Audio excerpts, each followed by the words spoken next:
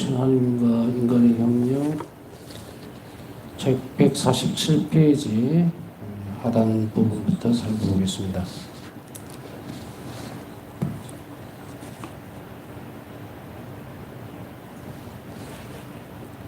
지난 시간에는 복음적 근본주의 실천은 사제의 내적 자유를 강화한다. 그리고 그리스도의 밀접한 일치를 이루어준다. 복음적 근본주의 실천 없이 자식 공헌이나 직무 완수, 다른 이들의 협력도 불가능하다는 사실이 강조되어져야 한다. 이렇게 본인이 누구를 따라 살고 있는지 또 어떤 존재인지를 잊어버리는 순간에 길을 잃게 되죠. 오늘날의 많은 시간들을 이렇게 살펴보면서 이런 생각이 드는 거예요. 마지막까지 잘 달려야 되겠다라는 생각. 또 잘 달릴 수 있을까 하는 생각. 요즘 이제 나이가 들다 보니까 은퇴에 대한 생각들을 할 수밖에 없어요. 오늘 병원을 갔다가 은퇴 신부님 한 번 만나고 또 은퇴 직전에 있는 신부님을 만나고 했는데 늘 신학교 때 생각이 자꾸 떠오르는 거예요. 1학년 들어갔을 때에 4학년이었던 분, 그 다음에 부재반이었던 분, 그런 분들이 벌써 병원에서 만난 사이가 됐구나 싶은 생각이 드니까, 근데 이렇게 사제 생활에 대한 부분들을 요즘 이제 나누고 있잖아요. 우리가 자별사님과 인간의 협력에서 특별히 사제 직무에 대한 부분들을 나누고 사제 본질에 대한 이야기를 쭉 나누면서 어떤 이렇게 그 끝지점을 이렇게 살펴보니까 은퇴 이후의 삶이라고 하는 것이 굉장히 좀 무겁게 오더라고요. 그러면서 동시에 어떤 생각이 드느냐면 나한테는 은퇴가 없겠다라는 생각이 드는 거죠. 이거는 뭐 별다른 다른 의미의 어떤 부분에 있어서 얘기가 아니고 어떻게 보면은 연속선상에서 해야 할 일이 더 많겠다라고 하는 부분이 될 수도 있어요. 제가 처음에 사실 생활을 시작했을 때 많은 어른들을 보면서 또 은퇴 신부님들을 방문하는 경우가 있거든요. 그래서 갔을 때 보면 참 한평생에 너무도 고생을 많이 하셨다, 힘든 시간들을 보내셨다, 뭐 이런 얘기들 하잖아요, 보통. 그러면서 그 직무에서 이제 해방된 느낌, 은퇴하고 나면. 그런데 그분들의 모습들이 뭐 사회생활도 그럴 거예요. 퇴직하고 나면 갑자기 팍 이렇게 늙어버리죠. 근데 이제 신부님들 같은 경우도 몇몇 부분들을 신부님들을 만나면서도 나도 나이가 들어서 저러면 안 될 텐데, 저러면 안 될 텐데라는 말은 다른 의미가 아니에요.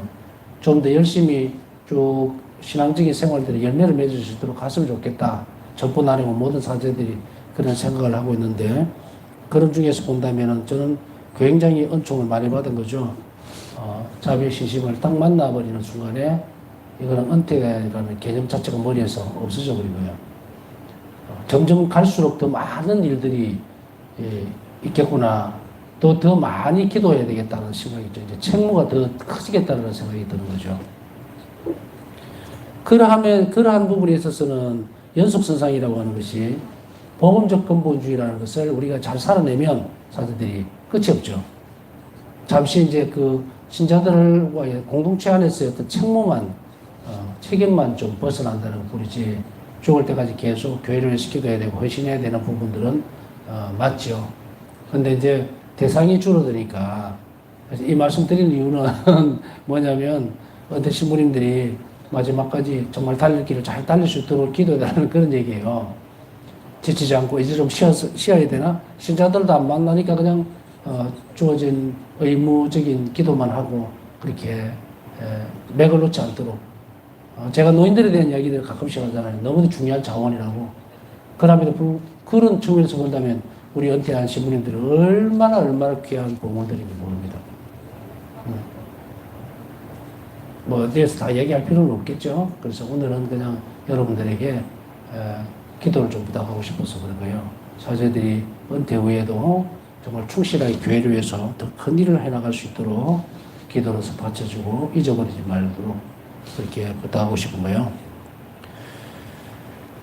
자, 그리스도를 닮아야 하는 사제 사명. 그리스도를 닮아야 하기 때문에 이 사명은 사실은 우리가 은퇴라고 얘기하지만 노년의 생활 중에서 사제들이 이제 이런 측면이 있는 것 같아요.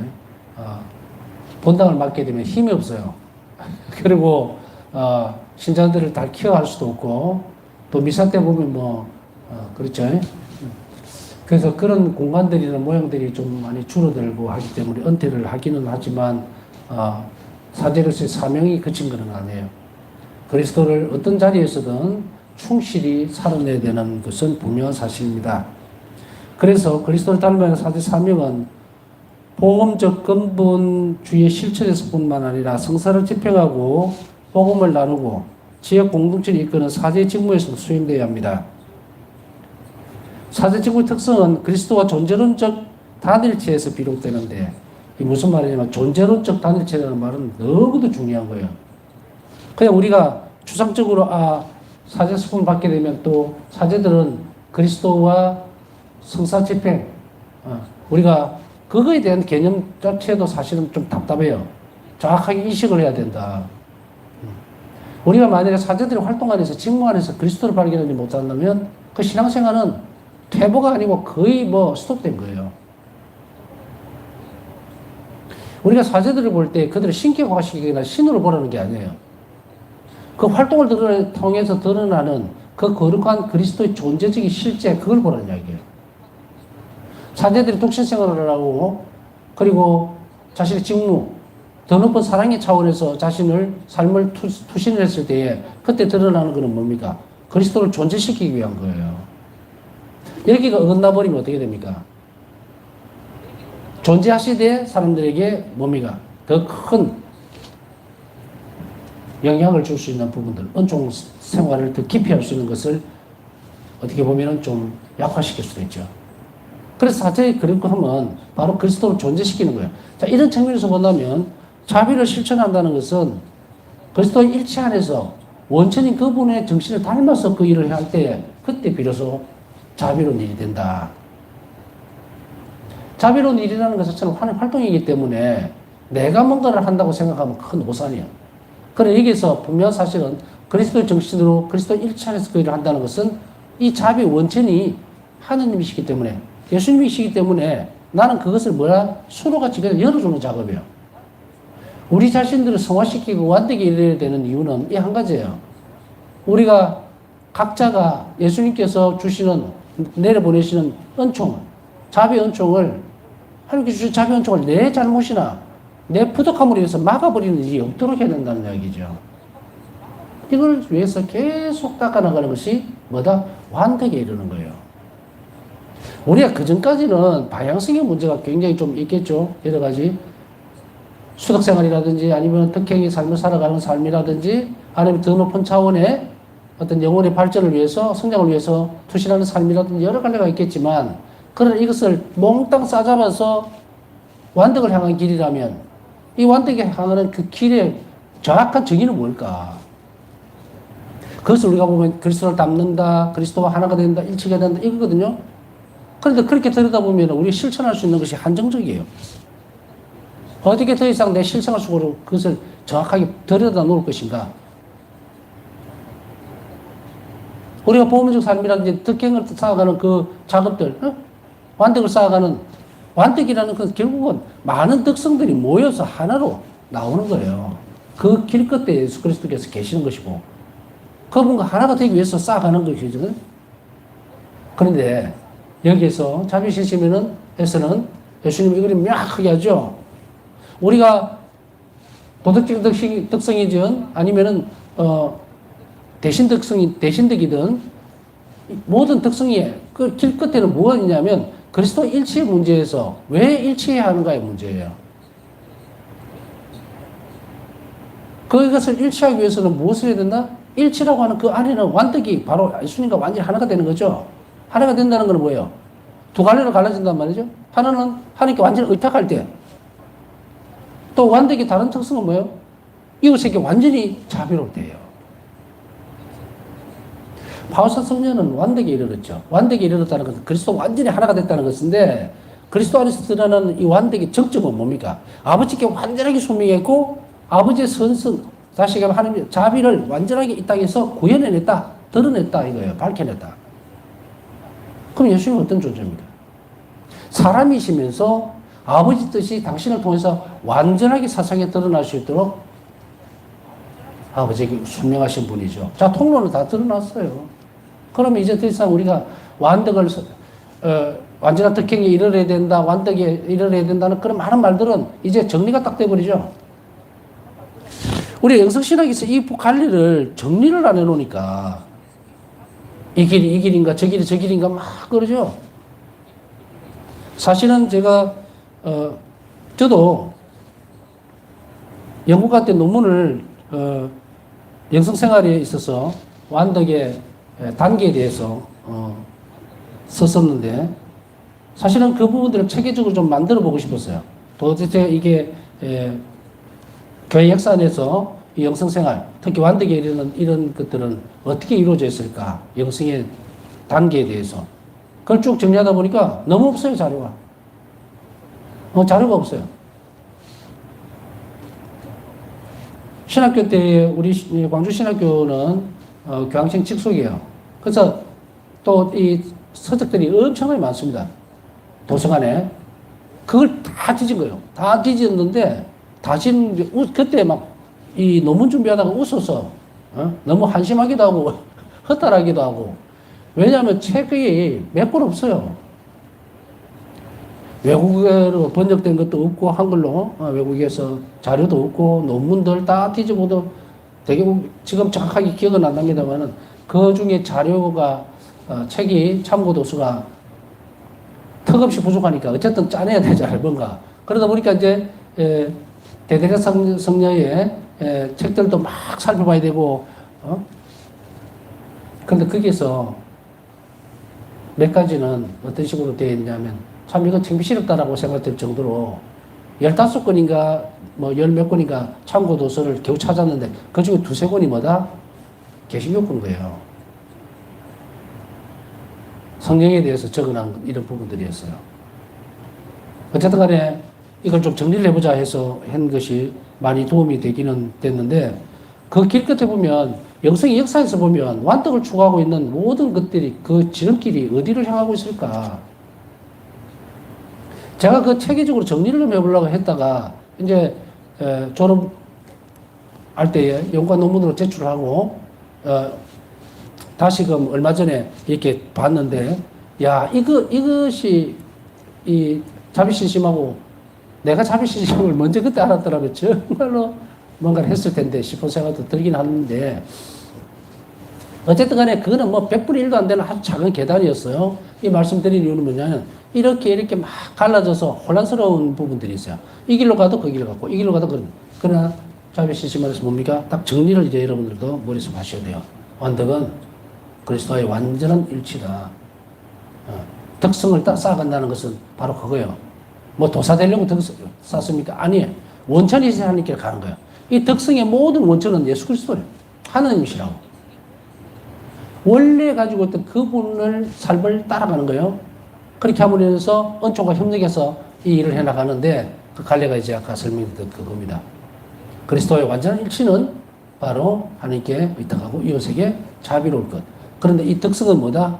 의탁하는 태도를 구성하면서도 동시에 하나님 자비가 나를 통해서 이웃에게 전달되기 위해서 나는 어떻게 돼요? 나는 죽어야 되고 그리스도는 커지셔야 한다, 이 말이에요. 내가 이제 완덕에 이르지 못한다면 그리스도의 예수님께서 주신 나를 통해서 이웃에게 전달하려고 하는 자비에 문제가 생겨버리는 거예요. 여기서 문제라는 단어를 다르게 해석하면 안 됩니다. 뭐 쉽게 표현하면 수로가 있잖아요. 물길이 지나가는데 안에 돌도 있고 뭐도 있고 이런 것들이 놓여져 있으면 물길이 어떻게 됩니까? 확 내려가지 못하고 좀 걸리적거리죠. 때로는 통로가 좁아져 버릴 수도 있고 또 자신의 죄 때문에 막아버릴 수도 있어요. 그것을 자꾸 닦아나가는 건 뭐예요? 그게 덕성을 쌓아가는 거예요. 자, 이제 길이 명확해진 거죠, 이제. 이렇게 함으로 인해서 우리 완덕에 이룰 수 있다는 것은 바로 하나님께 완전하게 의탁한다는 거예요. 이렇게 이제 딱 정의가 되죠. 하나님께 완전하게 의탁한다는 것은 결국은 궁극적으로 그리스도와 완전히 하나가 된다. 여기서 완전히 하나가 된다는 것이 1 더하기 1이 되는 게 아니에요. 나는 없어집니다. 내가 예수님으로 바뀌어버리는 거예요. 예수님 나로 바뀌는 게 아니라. 물론 뭐 예수님 대로 바뀐다는 생각하는 사람 아무도 없죠. 자, 이것을 또 다른 측면으로 본다면 그리스도의 사랑 안으로 완전히 들어간다. 오 삼일체신 하나님의 사랑 안으로 우리가 들어간다. 이것이 정확한 표현이겠죠. 존재론적 단일체를 이야기하고 있는데요. 존재론적 단일체는 이런 측면에서 본다면 그리스도와 하나가 된다는 이야기예요. 존재적으로 지금 존재적으로 저도 그리스도와 하나가 되어 있는 거예요. 이게 가능한 것은 사제스품뿐 아니고 심판수사를 통해서 그러한 것들을 받게 되죠. 그래서 우리가 영성체로 오는 예수님과의 어떤 일체적인 부분하고 다른 문제가 생깁니다. 사제들에게 그리스도를 그대로 드러내는, 그래서 완전히 하나가 되어 있는 존재적으로 그것을 얘기하는 겁니다. 신자들은 물론 보면 그리스도가 어떤 식으로 일치를 하는가, 그것은 영성체로 오는 예수님과의 일치 부분이겠죠. 그러나 적어도 사제스품을 통해서 성사를 통해서 축성받는 순간에는 존재적으로 그리스도를 드러냅니다. 단일체에서 비롯되는 이는 사제가 성직을 받는 순간에 시작되고 그리스도와 유일하게 연합하는 겁니다. 연합이 되는 거예요. 존재적으로 하나다. 저는 이제 이런 그 부분에 있어서 사실은 초기에 젊을 때죠. 충돌이 좀 있긴 있었어요. 어떤 거냐면 그리스도와 하나가 되어 있고 존재론적으로 성사 집행할 때는 분명히 활동은 내가 이렇게 저렇게 하던 그리스도 계속 그대로 그 자리에서 나를 통해서 드러난단 말이에요. 존재적으로 하나가 된다는 얘기예요. 떼놓을 수 있는 어떤 부분들이 없어요. 그 신품성사에서 오는 거거든요. 그런데 그 이외의 생활 속에서는 그럴까에 대한 사실은 아주 조심스럽고 내밀한 물음표를 계속 가지고 있는 거예요. 그러다 어떤 때는 나 수도자도 아닌데 뭐 성사 안에서만 존재적으로 예수님과 결합되고 그냥 일반적인 생활들이 또 있어야 안 될까 이런 생각도 많이 해봤는데 그것은 아닌 것 같다. 그리스도를 닮는다는 것은 그냥 성사 직전에 대해서도 드러나겠지만 사목적인 활동을 통해서 드러나고 특히 자비로운 행위들을 통해서 더 깊이 자비로우신 예수님을 드러내도록 존재시키도록 하는 것이 있다는 이야기예요. 그러면은 그리스도의 존재적으로 일치한다는 것은 뭡니까? 단일체가 된다는 것은 그분을 어떤 식으로 드러내느냐에 따라서 달라지겠죠. 어떤 식으로 드러내느냐는 것은 사제들의 거룩함이나 성성에 따라 달라진다는 이야기예요. 활동을 통해서는. 성사를 통해서는 그렇지 않다 하더라도 개인적인 활동들을, 사목적 활동들을 통해서는 달리 드러나겠죠. 그래서 예수님은 바우스타성뿐 아니고 사제들에게 언제 어디서나 자비로운 말을 하고 자비로운 것에 대해서 선포하라고 얘기한 것이 그 말씀인 거예요. 모든 것을 자비의 왕관을 입어야 한다. 이제 이러면은 아주 풍요로워지죠. 어쩌면 더 사목적인 어떤 생각 혹은 사제직이 더 풍요롭고 말할 수 없이 은총한 속에 있는 부분이 되어갈 수 있죠. 그리스도께서는 성부께 받은 사명에 한없이 당신을 맡기셨는데 이는 당신을 완전하게 비우는 한계까지 이르는 것이었다. 이것은 뭐냐면 아버지께로부터 받은 사명에 대한 헌신을 이야기하는데 이 헌신이라는 것은 뭘까? 비우는 한계에 이르는 건 뭐라고 얘기를 했습니까?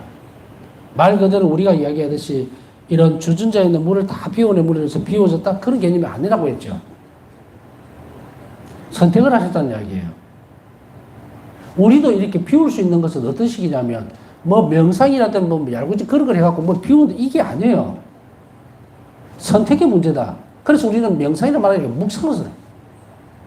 우리는 묵상을 해야 돼요. 묵상은 하나님과 관련되어 있을 때 묵상이라고 얘기했죠. 명상은 그냥 뭐 바퀴벌레까지도 그 다 사유의 어떤 형태예요. 우리하고 상관없어. 우리 전통적으로 묵상 생활이라는 것은 묵상이 보고 있는 그 관점은 뭐냐면 하나님과 관련된 것, 모든 것이에요. 하나님과 관련된 것. 그걸 떠나면은 아무 소용이 없어요. 그래서 난 신자들 보고도 그 얘기를 합니다. 절대로 명상하지 마라.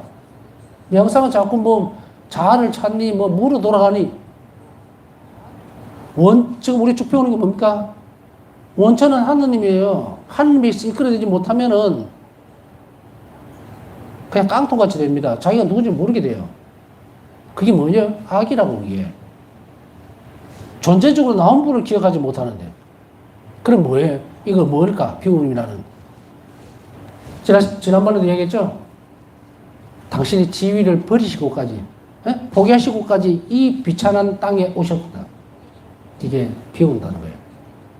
우리가 예컨대, 먼 일을, 내가 자비를 베푸는 행위를 하죠. 그랬을 때에 내가 예수님에 대한 사랑 때문에 그걸 선택하면 비워지는 거예요. 그 안에는 왜냐면 내가 자존심도 있고 저 사람한테 이렇게 해봐. 왜 저 사람한테 내가 꼭 그래야 돼? 이럴 때에 우리는 예수님 모습을 봐야죠. 자비로운 예수님을. 아, 내가 예수님을 사랑한다면 그분이 원하시는 걸 해야지 하고 선택하는 순간에 나를 비운 거예요.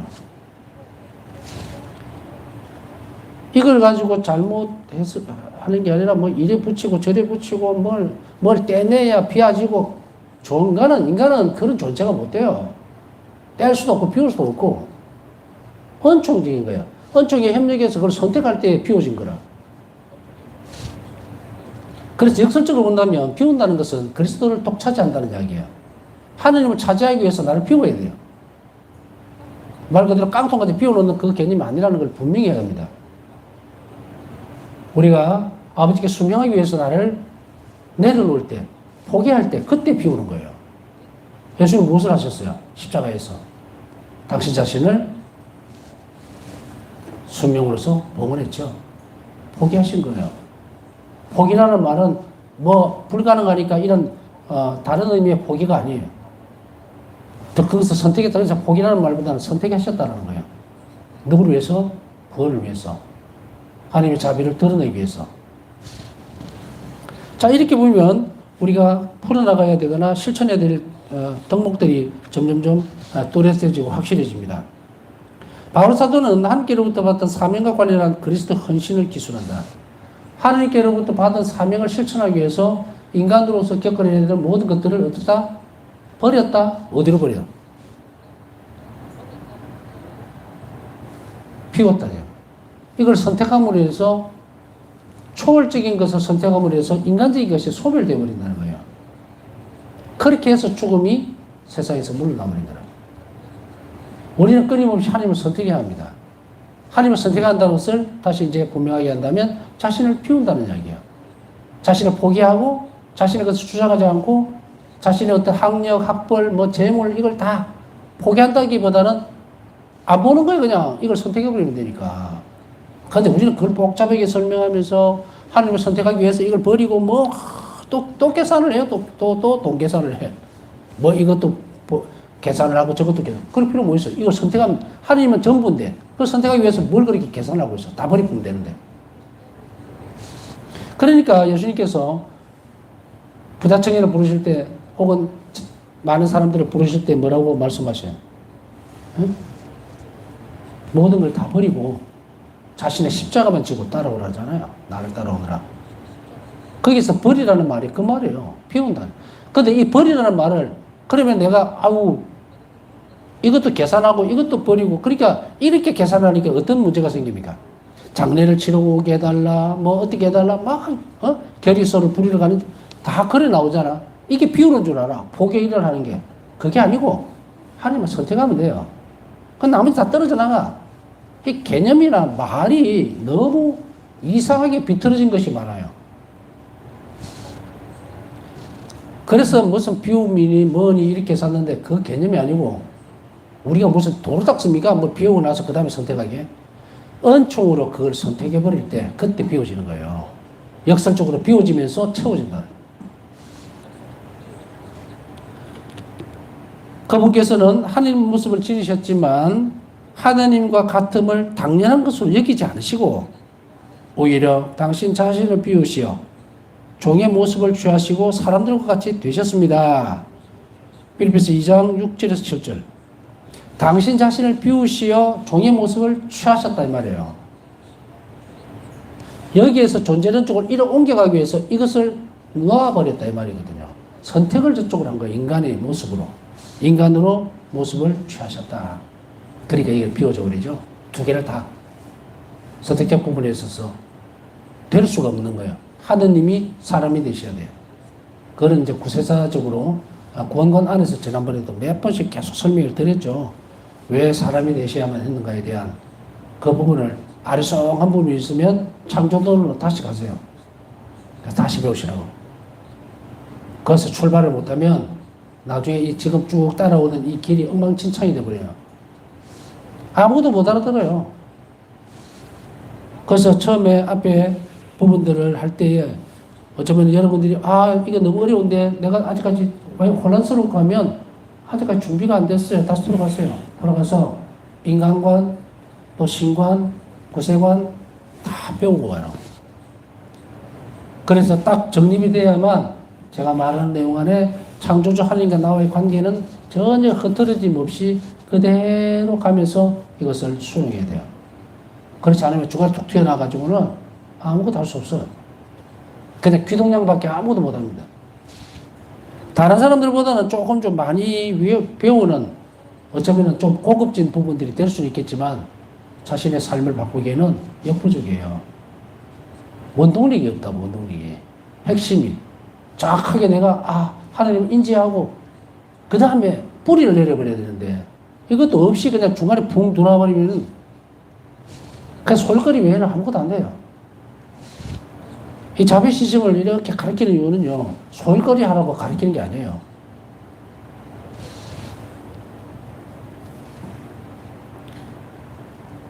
얼마 전에 우리 교회에서 가짜 유튜버에 대한 AI로도 요새 만들더라고요. 그래서 그런 것들을 신고하고 혹은 그것을 이렇게 정말 잘했다 싶은 게 싸잡아서 한 곳에다 모아놓는 거라. 그러면은, 이상하다 싶으면 꼭 가서 확인을 할 수 있는 거야. 이게 인간이 만든 건지 AI가 만든 건지, 이상한 것들, 별의별 것들이 다 있어. 뭘 하면은 온전히 천국형으로 간다는 그걸 또 보고 있네, 또. 어지러운 세상입니다. 생명에 대한 것, 구원에 대한 것은 사람을 살리기 위한 거예요. 사람을 살리기 위한 것이 쉬운 일이 아닙니다. 그냥 건성건성 이렇게 하세요 하고 툭 던져줄 수 있는 것도 아니에요. 적어도 한 영혼이 구원받아서 저는 이제 그런 생각을 어디에다 두고 있냐면 여기에서 어떻고 이런 문제가 아니고 이런 걸 늘 염두에 두고 있어요. 내가 죽어서 천국에 갔을 때 내가 가르쳤던 사람들, 내가 정말 올바르고 진리로 가르쳤던 이들을 만난다면 나는 너무 행복할 것 같은 거예요. 자비 시식을 만나고 나서 또 파사성리 영성을 공부하고 또 같이 쭉 외를 모시고 살면서 이제 욕심이 있다면 그거 하나예요. 내가 이곳에서 잘 지내고 나한테 잘해주고 내가 또 좋아서 해주는 그런 사람들 좋죠, 여기 살기에는. 그러나 그 사람들이 나한테 잘해줄수록 나는 꼭 데리고 가야 되겠다, 이게. 근데 그게 데려가야 되는 그 나라에 대해서, 그 상황에 대해서, 천국에 대해서 내가 모르면 뭘 가르쳐 줄 거라. 뭐가 좋다고 따라오라 하겠어요. 그러니까 이 부분들을 정확하게 틀을 잘 만들어서 조금씩 따라오면 나머지는 은총이 해결해 줄 부분이에요. 분명히 그렇게 예수님이 약속하셨기 때문에 그리스도에 대한 헌신, 그것을 우리는 보면 이것이 바로 피우는 작업이었구나 하는 것을 이제 이해하시면 됩니다. 종의 모습을 취하신 그리스도의 헌신은 삶의 마지막 순간까지 지속되었는데 그 마지막 시간에 갈바리의 십자가에서 첫 번째로 그분은 목마르셨고 두 번째 굴욕을 받으셨으며 세 번째로는 가장 흉악한 범죄자로 취급받으시면서 구원의 적들과 싸우셨다. 여기서 이제 개념을 하나만 더 잡아냅시다. 싸워야 한다. 우리는 이 세상 속에서 불평불만과 또 자신의 부족함 혹은 풍요로운 삶에 대해서 그냥 물이 흘러가는 대로 강가에 앉아서 낚싯대를 들이우고 고기를 잡는 게 아니라 새우를 잡는다 그러던가 강태공같이 그렇게 있어야 할 것인가? 하나님 자비를 깊이 알수록 더 가까이 갈수록 매 순간이 엄청나게 싸움이라는 것을 알아들어야 됩니다. 투쟁을 해야 돼요. 어떤 사람들이 하루 밥 3끼를 먹기 위해서 밖에 나가서 정말로 고된 삶을 살아가는 것 그거보다 1000배 만배 더 힘들어요. 이 말은 긴장해야 된다는 거예요. 긴장을.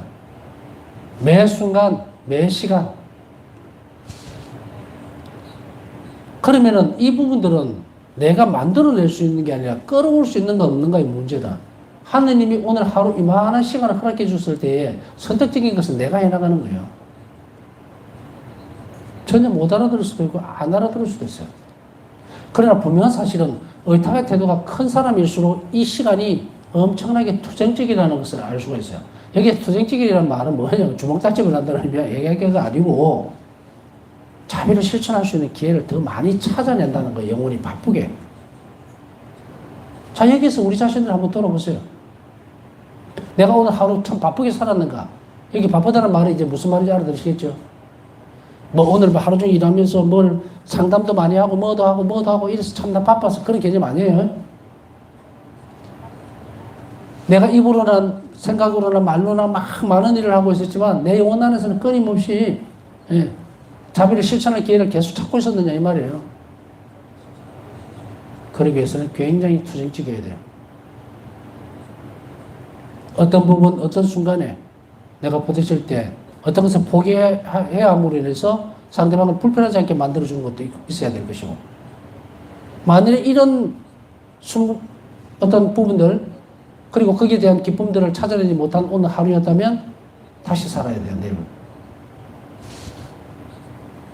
나는 되도록 많은 사람을 얻으려고 스스로 모든 사람의 종이 되었습니다. 고린도전서 9장 19절. 바울 사도가 얼마나 투쟁을 하고 있었는지, 되도록 많은 사람을 얻으려고 모든 사람 종이 되었다. 이건 뭐죠? 많은 사람을 얻으려고 종이 되었다는 말은 말 그대로 그들의 비율을 맞추고 이게 아니잖아요. 자신의 체면, 많은 것들이 있었지만 서비스 했다는 거예요. 봉사를 했다는 이야기죠. 그 뭡니까? 자비를 했다는 거예요. 자비로운 일을. 바울 사도는 우리가 알다시피 너무도 똑똑한 인물이었고요. 젊고 영리하고 아주 지혜로운 인물이었어요. 그러면서도 담대하고 용기도 뛰어났던. 응? 당대에 보면 어디 내놔도 빠지지 않는 그러한 뛰어난 학식도 뛰어났고, 그런 인물이 자기 자신의 어떤 처지보다 더 못한 그런 사람들에게 자신을 내주는 거 쉬운 일입니까? 아니죠. 그러나 여기는 뚜렷한 것이 있었다는 거예요. 다른 사람을 얻으려고, 한 명이라도 더 구원하려고, 한 명이라도 더 구원하려고 하는 것은 예수 그리스도께 대한 지독한 사랑이죠. 그 사랑 때문에 그분의 구원 사업에 협력하고자 하는 열정을 얘기하는 거죠. 그대로 드러내는 것, 이렇게 살아줘야 된다. 이거 비단 바울 사도에게만 있었던 문제가 아니죠. 그것이 바울 사도에게 있어서 더 적나라하게 드러나죠. 내가 가지고 있는 모든 기쁨들을 다 저 죄인들에게 주고, 고통받는 사람들의 고통을 내가 다 짊어지게 해달라. 이게 그냥 나올 수 있는 이야기 아니에요. 그러나 언젠가는 우리도 그렇게 해야 돼요.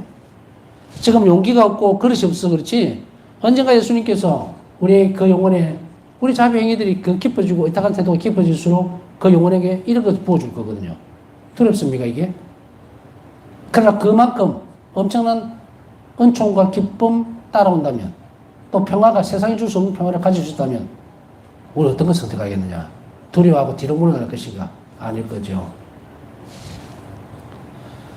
바울 사도가 주님을 만나는 순간에 이런 결심을 하고 삶을 살아갔듯이 우리 또한 자비로신 예수님을 만남으로써 내가 자비를 입었다면, 그리고 그런 확신이 든다면 우리는 더 깊이 있게 성찰하고 묵상하면서 이 일을 사람들에게 전달해 주도록 해야 되겠죠. 하나님 자비를. 남으신 묵상하면서 오늘 하나님 자비를 청하신 분들 자비 입을 수 있도록 기도 중에 함께 기억해 주시기 바랍니다.